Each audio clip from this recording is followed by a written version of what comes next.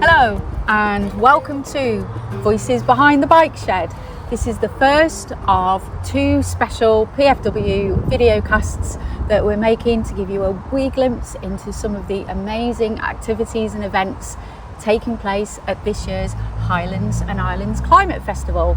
I'm Jane Priest. And I'm Jeff Szynski, and yes, the festival is on right now and it runs until the 8th of October. And Jane, it really is an amazing festival because it takes in the Highlands, over in the Western Isles, Orkney and Shetland, an amazing array of activities happening. Absolutely, and today we're right here in the back garden of Partnerships for Wellbeing's headquarters. And we really are behind the bike shed. Oh, we certainly Because are, yeah. This is the bike shed, and at the moment it's suitably adorned with our Puffin Partners mascots. And well, Jane, I have to say I am a wee bit worried about that one on the bicycle. Yeah, I know where you're going with this.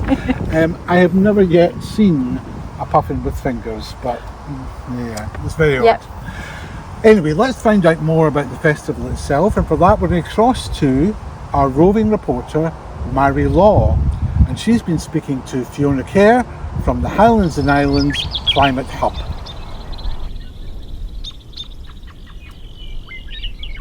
The Highlands and Islands Climate Hub play a kind of coordination role, working with our members, community organisations to really celebrate a lot of the work that they do throughout the year, but try and bring it all together in a kind of exciting programme. We have various development officers that are out in the communities supporting the organisations, but yeah, we try and cover the whole area as best we can. Cycling related events, active travel, we have community conversations going on, we have community marketplaces going on, we have repair, reuse events.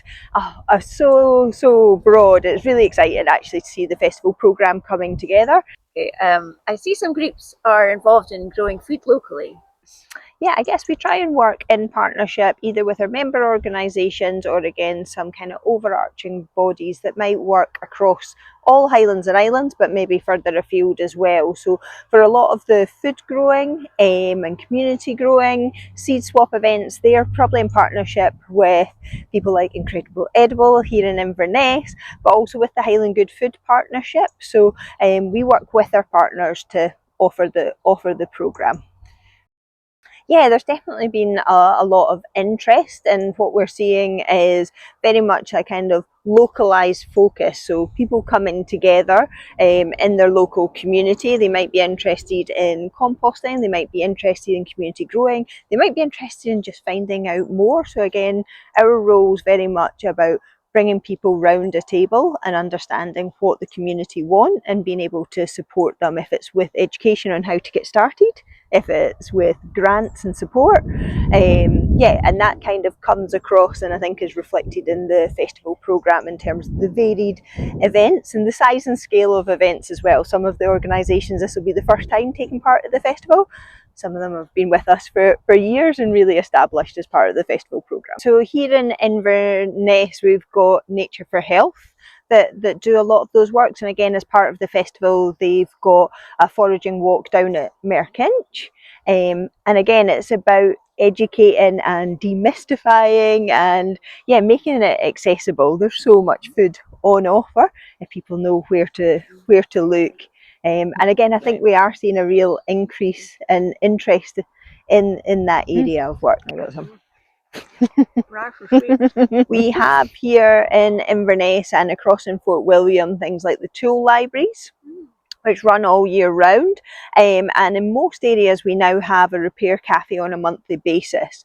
So those repair cafes might take like a focus per month, or they have just amazingly talented volunteers that come and kind of have a station or stall within their community hall, within their community building. So they might offer electrical repairs. Tool sharpening is a huge thing, making sure that tools are still in use and safe as well.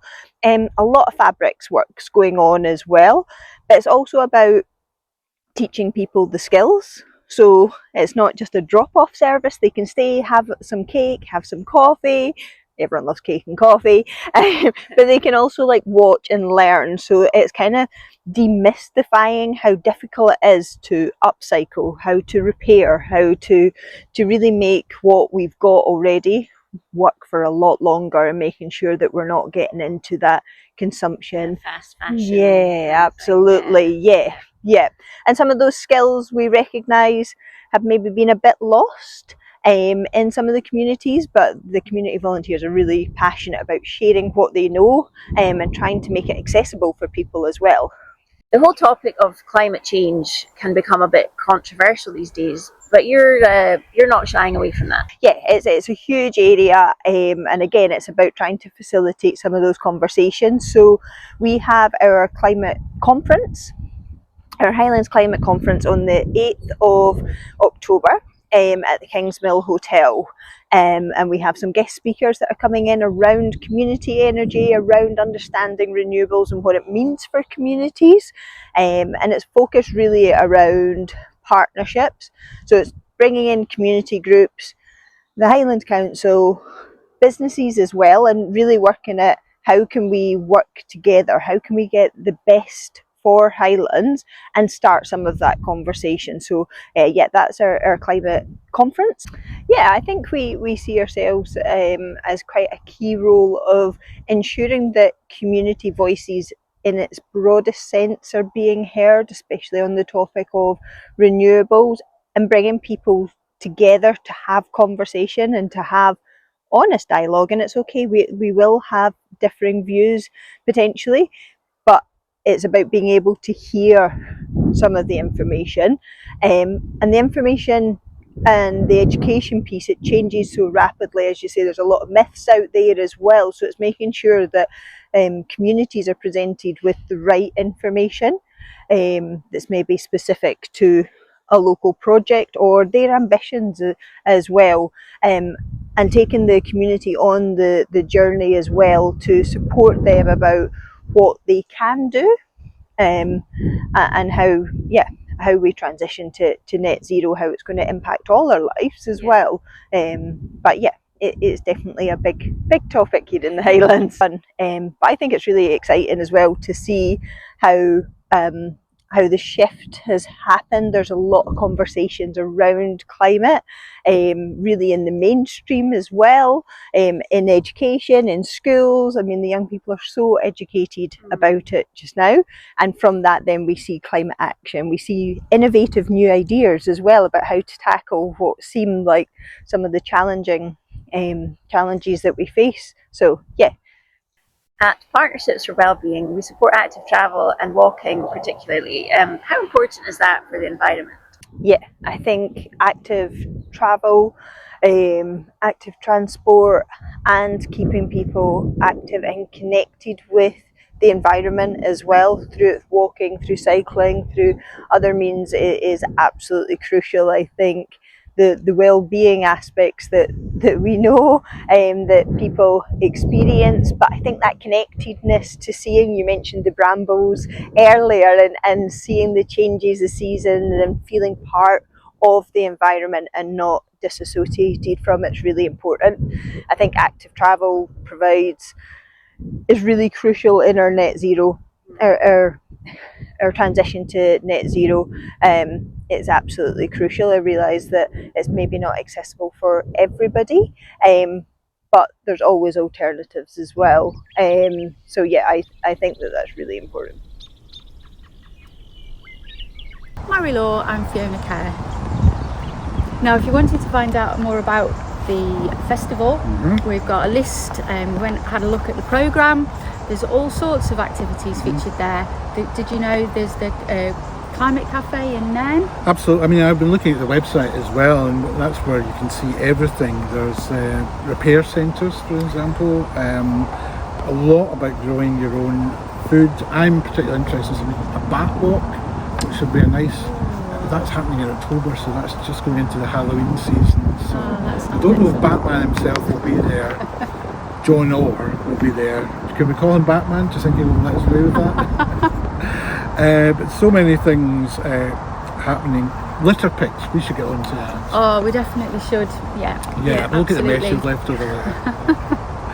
Well, the other thing about the festival this year, Jane, is so much of it is about growing your own food, and I would say that aspect of the festival is, forgive me, mushrooming.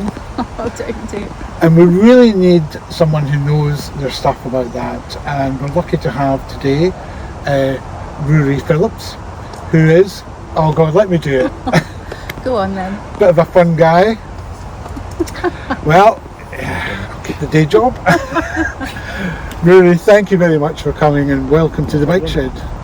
So tell us what you're doing with our friends over at Clonduthel Community Woods.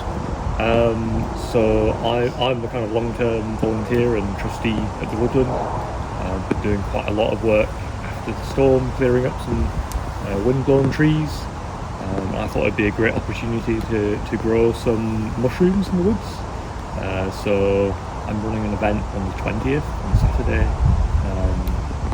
Going to be inoculating hardwood logs with mushroom spawn. So hopefully going to be growing some oyster mushrooms. And, which explains this little bag in front of you. Just here we've got some dowels that have been inoculated with shiitake mushrooms. Yeah. They actually, I mean, you say dowels, they actually look like the things you use when you're doing self-assembly furniture from IKEA. They're exactly that, really.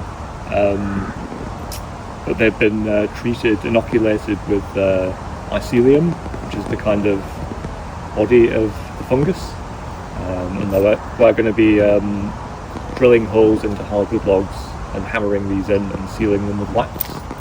So just explain a bit more about if somebody was going into the woods and they were looking for a hardwood log, what kind of trees are hardwoods? So they tend to be broadleaf, so things like oak, birch and beech, ash, things like that. Yeah. Great. A lot of people are scared of mushrooms, aren't they? And probably with good reason, because there are poisonous mushrooms out there. Yeah. If you don't know what you're doing, you can land yourself in trouble.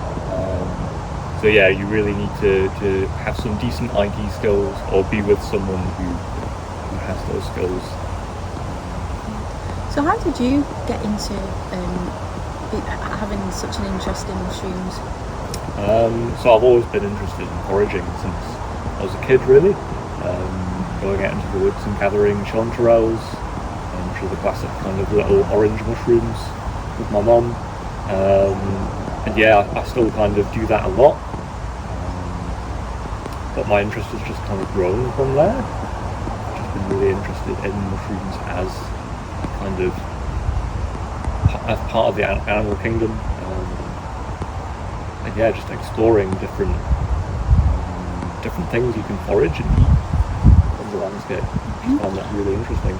It is interesting how disconnected we are from the natural world, but I remember when I was a kid, we used to holiday near the outskirts of Carnoustie, and there was big forests there at kind of Barrybudden. My dad, who was from Poland, would take me there, and he knew mushrooms and toadstools, which ones you could eat.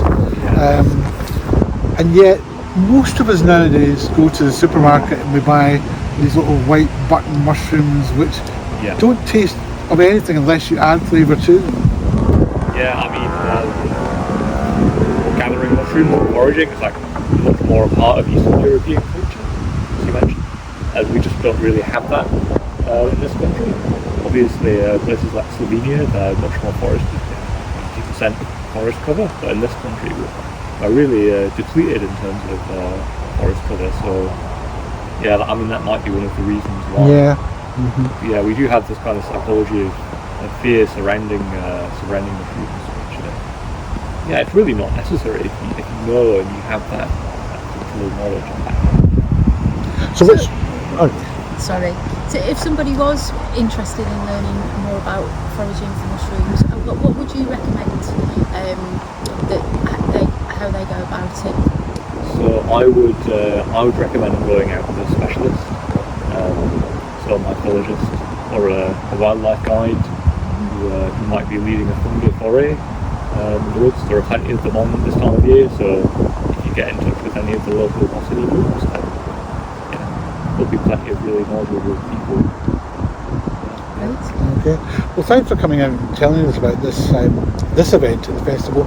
Is there anything else at the festival caught your eye? Yeah, I have a friend who is running an event with the Highlands Good Food Partnership. I think we'll be doing some apple pressing, also on the 20th, sadly. But yeah.